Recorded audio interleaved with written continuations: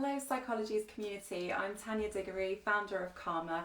We're a training organisation empowering entrepreneurs, freelancers and business teams to nurture good mental health and well-being. So I'm delighted today to be here to share with you all how to make a good decision when you're feeling stressed. Now today is actually National Stress Awareness Day. So it is a privilege and an honour to be here on behalf of the Psychologies team to connect with you all and to share on this very important topic.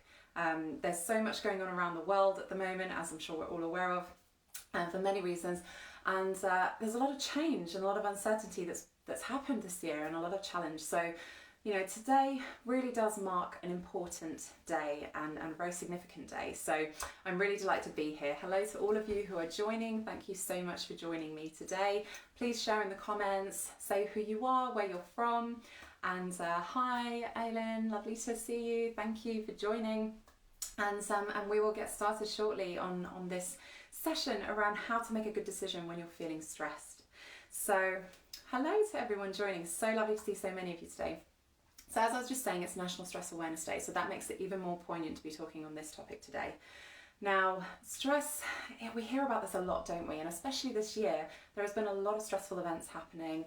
Many of us have been impacted by stress in many different ways. So, you know, I really hope to shed some light today and some, you know, support for you all and different ways to think about approaching stress, managing stress, and how to ultimately feel more calm and centered in yourself.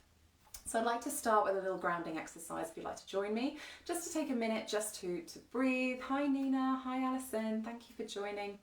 So just take a moment to be here. You've all chosen to join live today, that's fantastic. And those of you who catch up later, I hope you find this really valuable too. So just take a moment to take a nice deep breath in. Okay, take a nice deep breath. And release. Now keep doing this regularly and try to allow each breath to just extend that a little bit further each time. So you may want to count to 3, 1, 2, 3, and release 1, 2, 3. And next time perhaps 4 counts. In, 2, 3, 4, and release out, 2, 3, 4. Just try that one more time and just notice how your body's feeling. You know, you've given yourself permission to be here today. I want you to get the most out of this session. And what better way to start than by grounding ourselves? Okay, so there is so much power in breathwork, and I'll be going into that in a little bit more detail later. But just as I'm talking to you now, just get that regular breathing rhythm going in and out, and then find your natural breathing rhythm, find your natural breathing space. And just start to feel the benefits. Feel what's going on for you in your body, whatever is present, whatever is coming up for you right now. Just connect with it, be present, and most importantly, try not to judge, okay? Whatever comes up is coming up for a reason. And that's what really is the starting point for us today when we're talking about how to, you know, manage and make good decisions when you're feeling stressed. So in whatever place you're at the moment, if you are facing circumstances where you are feeling stressed, when you're feeling anxious, or if you just want to generally feel a bit calmer, whatever the circumstances are behind this intention and this need to feel more calm, the first thing I want to reassure you of is that this feeling, whatever you're feeling now, is valid. You know, every single feeling and emotion that we go through in life that we feel has a motivation behind it, it has a reason behind it. So just you know, give yourself permission to feel that and just be with that.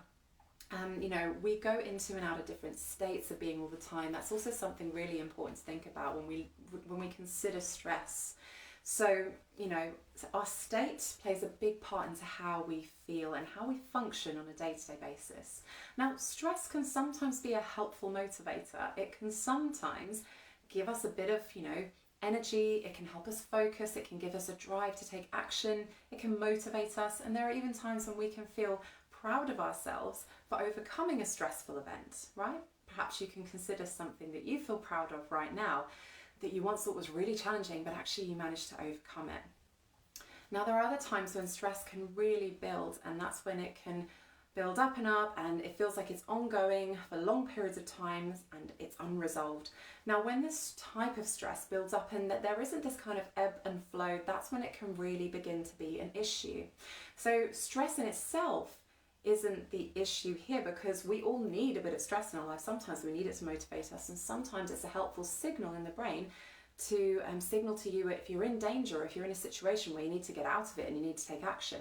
So it's a very primitive response in the brain, in a part of the brain called the amygdala, which is the emotional center of our brain.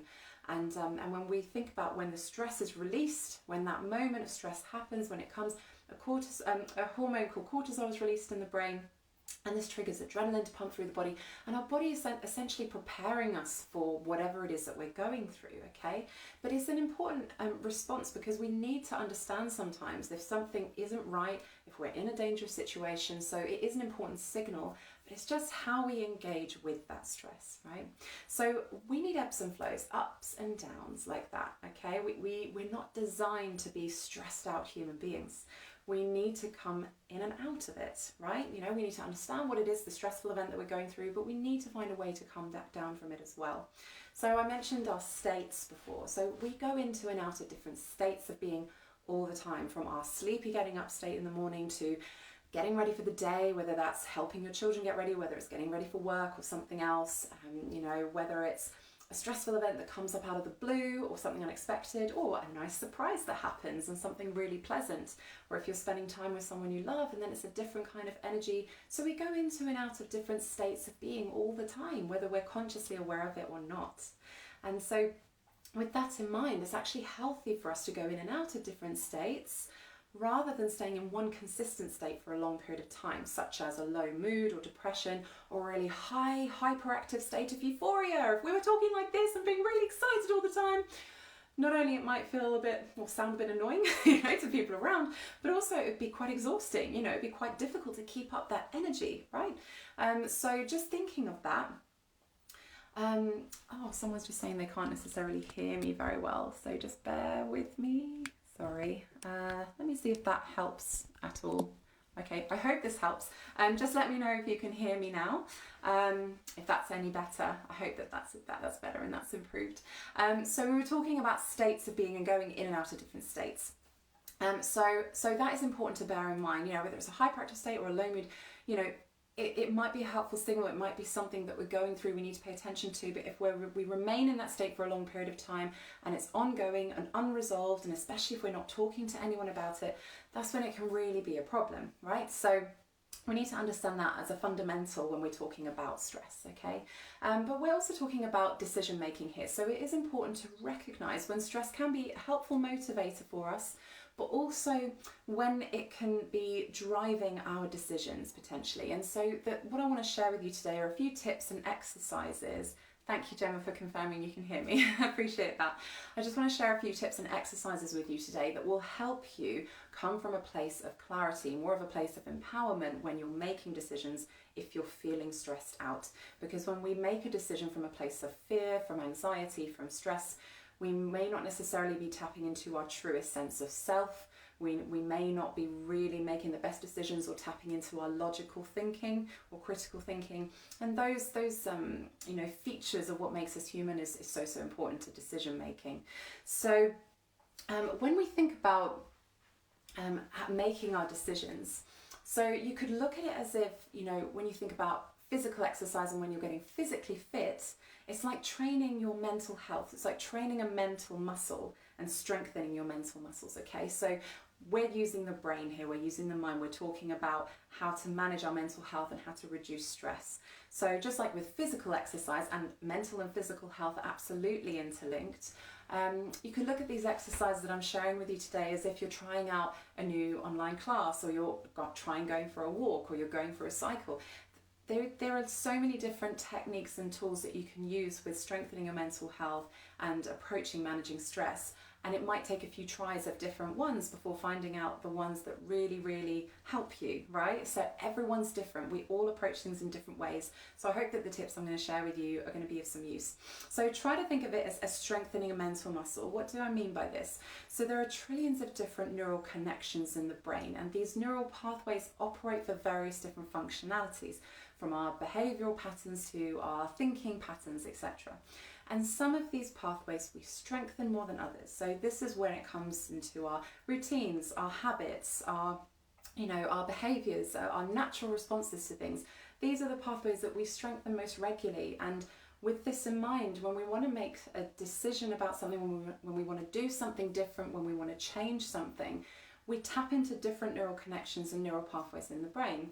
So just as a positive feature, say you want to get more physically fit, do something different that's going to help you, you start to think and act differently, don't you? You might think, I'm going to wake up early tomorrow, I'm going to start my routine, my exercise routine before work, excuse me, or just before starting my day. That might help me feel really empowered for the day. Or I'll try this recipe in the evening, it might be really healthy. So you start thinking differently and you therefore start behaving differently. Now the same is true of the opposite. If you're feeling in a highly stressed state and it's ongoing and it's repeated for a long period of time, there can start to spin a negative repetitive thinking pattern, whether it's I can't do this, I'm too stressed out, I can't cope, I don't know what to do, there's no way out of this, whatever it is. That sends a very powerful feedback loop in the brain from consciously thinking these thoughts to unconsciously in the brain sinking it in as truth. Now that's not something you obviously want for yourself, it's habitual, it starts to train the brain, okay? So what I'm talking about here is these neural pathways, you start strengthening new neural pathways in the brain and exercising them. So what I'm talking about here is a term called neuroplasticity. It's what happens in the brain when it starts to shift and adapt based on our experiences of life. So when we're facing a stressful event, instead of allowing, and when I say allowing, I mean this in the kindest sense, that sometimes we're not even necessarily consciously aware of it, but we can allow stress to just build, because I hear this quite a lot as well. Some people say, oh yeah, I'm really stressed, but everyone's stressed, aren't they? That worries me when I hear that, because it could allude to the fact that we could start accepting stress as just a normal state. We just have to accept we're really stressed. We're not designed to be stressed out human beings, as I mentioned earlier on in this video. So, you know, instead of accepting stress as a constant in your life, you know, look at ways that you can adapt and shift around it, and maybe look at those experiences of what you can learn based on what you've been through versus something you just have to accept. We're trying to get into the ebbs and flows, as I mentioned earlier, okay? So with that in mind, when we're facing a really important decision and we're feeling stressed out, what can we do about it, okay? So it's about training the brain. It's about exercising perhaps new neural pathways in the brain, new techniques, new practices that don't necessarily just happen like that and that's it, great, right? I don't need to practice again. These are really important practices to repeatedly try out, so that you can really strengthen those mental muscles and have it become more like a habit and something that's healthy, you know, for you to practice and tap into. Now, I of course need to mention that it's not always easy, and sometimes, especially depending on the level of stress you're going through or the circumstances in your life, whether personal, professional or both, sometimes it can be just really difficult to be logical about it. So you do really need to be kind to yourself, you know, and just give yourself whatever space you need to feel what you're feeling. But when you feel ready, you know, to try and approach it, whatever it is that you're going through, you know, just looking at a few exercises that you can do to help yourself, you know, can really take you into a different state of being, as I explained earlier. So, excuse me, I'm just going to have some water. The first step I'd like to share with you all, and like I said earlier, you can look at this as different practices like you would be doing a physical exercise, trying out a different physical activity. This is a new mental activity that you can try out, okay, for your mental health and well-being. So start by trying to understand what the signs of stress are in your body. Okay, everyone experiences stress differently, and there are various physical, psychological and behavioural signs that can come up when you're experiencing stress. This can vary from increased heart rate, it can be tension in your muscles and joints in your body that weren't there before. It can be, feeling sweaty, your palms, or shaky, feeling quite nauseous and sick, feeling hot and cold. You could feel quite breathless. You might feel your breathing is suddenly constricted because you know, everything feels tensed and closed up, and this is an example of the mind and body connection. You know, what we think affects how we feel physically in our body and emotionally, how we behave. So psychologically, you can have a lot of worrying thoughts going through your mind. It can interrupt your sleep the next day. How do you feel when you've not had a good night's sleep? Not easy, is it? Behaviorally you can feel more emotional, you can feel perhaps more tearful or more reactive quickly to situations rather than taking the time to respond. So whatever signs come up for you, just the first step is starting to, from today, just tap into that, just to start to recognize, tune in. What I'm talking about here is heightening your sense of self-awareness as to what signs come up in your body when you're going through stress. So just recognize it and without judgment. So this is the second step, is being mindful of the language that's going on in your mind when you're taking the time to recognize that. Perhaps using phrases like, I notice that I'm feeling this way. I notice that this is what's happened. I notice that what I want my response to be is, I notice that this is how I feel I want to respond. And by taking notice, you create a slight disassociation technique from being really enwrapped within the stress and emotionally overwhelmed in that moment. It's almost like you're creating a bit of breathing space. So you could do this as a physical exercise. For example, if you're able to physically take yourself away from the stressful event, whatever it is that's happening, and physically stand up, move around, get moving to do something different, to shift your state from a state of stress and anxiety and overwhelm. Okay, I'm just going to go for a walk, I'm going to move around, I'm going to do something different, I'm going to stretch, my muscles. I'm going to do something to try and get the blood pumping through my body before making a decision at this moment, right? I just need time. Now, give yourself permission as best you can. So you've started to recognize what those signs and symptoms are. You've moved, tried to shift your state, and start to notice and shift the language. Now, this takes practice. Like I say, it's mental preparation. But start to notice by taking that, I'm starting to notice what's going on.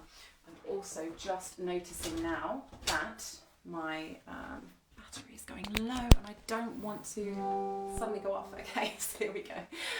So I notice this is how I'm feeling. And then you create that kind of distance. You're not like judging what's going on. You're not saying, I can't believe I feel this way. I can't believe it's happening.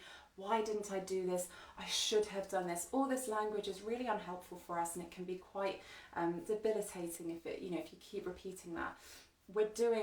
I believe, a lot of us are doing the very best we can a lot of the time. So just really give yourself, time, give yourself credit to just realize what's going on for yourself. So understand your signs of stress for you, physically, emotionally, mentally. Just if you can remove yourself away briefly from that stressful situation, physically just to move, to shift your state and try to shift the language in your mind to I notice, right? Rather than being wrapped up within that situation too much, okay? So those two things are really important. And of course, giving yourself that time to just take a distance. If you can't physically take yourself away from that situation, then, and you need to stay where you are, it's perfectly fine to, say you're speaking to someone, for example, it's perfectly fine to just take a moment to breathe. And I'm going to go into the benefits of breathing in a moment. But just breathe before responding, because that is like your golden ticket. Rather than just reacting straight away, we can sometimes regret something that we say. Has anyone been there before? And they've acted in haste and regretted saying something? Haven't we all, right? We're all human at the end of the day. But that's often just a reaction in the moment. So you want to try and avoid that reactivity by just being present. So whether you can physically move yourself, or if you have to stay there, just take a breather, let your body language do the talking. Okay, and you can ask someone for a little bit of time. That shows respect as well if you need a little bit of time before responding. So the third main step I want to take you through is the breathing exercise. So a mantra that we go through at Karma, my training organisation, is stop, breathe and trust. So we've talked about the stop, that moment to connect to the here and now, to connect to your senses, understand what's going on for yourself, and what signals your body's sending you. And you've sort of removed yourself from that situation, tried to tune into helpful thought patterns. Now breathing. So when we breathe every day, yes, we need to breathe to live. It's very fundamental to our being. However, many of us won't necessarily realise that we're breathing in a way that isn't helpful to us. Have you ever recognised that you're stressed out in a situation and maybe you go, oh, I can't believe that happened. Oh, God, I've got to do this now. Oh my God, what do I do next? And then your breathing ends up being quite constricted in your chest and in your body. You feel tense. And you might feel lightheaded because oxygen isn't getting enough to the brain and different parts of the body. So by taking just those 30 seconds to a minute to breathe deeply through your nose, not only you allow the oxygen supply to flood through different parts of your body, it helps to expand your lung capacity, it helps to improve your respiratory system, and most importantly, it calms down your nervous system. So when your nervous system is feeling like this, breathing slowly and controlled and regularly is like your anchor. It's your your safe place to reboot and recharge. So just give yourself a chance to breathe properly before responding to whatever you're going through. So stop, breathe, and then trust. Okay, so with this part, it's trusting your instincts, it's trusting your intuition. No one knows you better than you, right? You know, we're all on this lifelong journey with ourselves, and I'm sure you can think of examples before in your life where you felt like a certain response to a situation was the right thing to do, but you did something else, and then later you're like, oh, I wish I'd done what I knew in my gut was the right thing to do. You know, all our life experiences teach us so much, and sometimes in the moment we won't necessarily be consciously aware of why we feel something is a good decision. It's so many memories that are stored in our brain, it's so much that's going on in our memory and unconsciously speaking, in the back of our mind, so to speak, that, you know, we can't possibly fathom what that real pinpoint is in that moment. We can't consciously, logically think about why, but we just know intuitively. There's something in our experience, there's something in our life experience that we've been through that is telling us in that moment we need to go with this decision. But then sometimes we try and allow our logical thinking to get ahead of that. And I'm not saying logical thinking isn't the right thing to do. Of course, it's a very important part of the process and, you know, managing your decisions. But I'm talking about that intuition, that gut feeling, that trusting what you believe to be true. So allowing a space for that and tapping back into that trust is very important. So stop, breathe, and trust, okay? What this all helps you to do as an exercise ultimately is to shift your perspective, because when we're feeling really stressed out, perhaps maybe disempowered, overwhelmed in the moment, it can be very easy to lose sight of the fact that we have choice. Okay, so by doing these little mini exercises I've shared with you and culminating in stop, breathe and trust, you know, the idea is that it helps you shift not only your state, but it shifts your perspective to a place where you remind yourself that you have a choice. Whether you have a choice to do something in this situation and you can have some control over changing something, great. We can't always control situations in our lives. I think that's been very clear this year, like globally and for many reasons. Can't always control everything, but what we can always be in control of is our state and making the choice to respond in a way that we choose. So we can always choose to respond to something in our own way, and hopefully in a kind way to ourselves and others. So exploring ideas like we've talked about, I notice I'm feeling this way, to tap into how we feel, but also questions you can ask yourself like, you know, what is the wider context of what's going on? Who can help me? It's not always about trying to do things by ourselves. If we're really struggling, think about who you trust, who could help you share a different perspective, and what choices do I have? So just go through what the options are when you're in a less stressed state, right? So the breathing exercises, connecting to the present, giving yourself permission to just take a step back. All these things are so important in strengthening these mental muscles to help us come from a place of clarity, a place of calm when we're making a decision. So next time you are going to make an important decision, you know, really think about that. Just that one question you can ask yourself, and even if it's just this one tip that you take away from today, it's, am I coming from a place of fear or a place of clarity? You know, before making this decision, what place am I coming from? If you're feeling fearful, tense, afraid, anxious, etc., you know, you may not be coming from your best self, but your truest sense of self in your response. So giving yourself that time to take a breather, to remove yourself from the situation, to breathe, to consider all the options, to look at what choices you have, you know, and like I say, if you need help, reaching out for that support, all really critically important to try and remove yourself slightly so that you're coming from that place of more centeredness, from more calm and more clarity. So I hope that's really helped you today. Please share in the comments what's been your biggest takeaway. even if there's just one thing that I've shared that's resonated with you, wonderful. Obviously you can watch this in your own time again, or if you're catching this later, I hope you found it useful. But yeah, do share in the comments what works for you, what helps you to make a good decision when you're feeling stressed. And just remembering that being National Stress Awareness Day today, it is so poignant, you know, to be really thinking about this topic, and what you can do for yourselves, and also how that has a ripple effect on others. You know, the more that you put into habit these healthy practices, not only are you doing your best for yourself, but you're being at your best for others around you as well. It's like a ripple effect, you know. So I know Dr. David Hamilton talks a lot about the science of kindness, you know, so it's and how that is a ripple effect as well. So think about self-kindness and kindness to others too.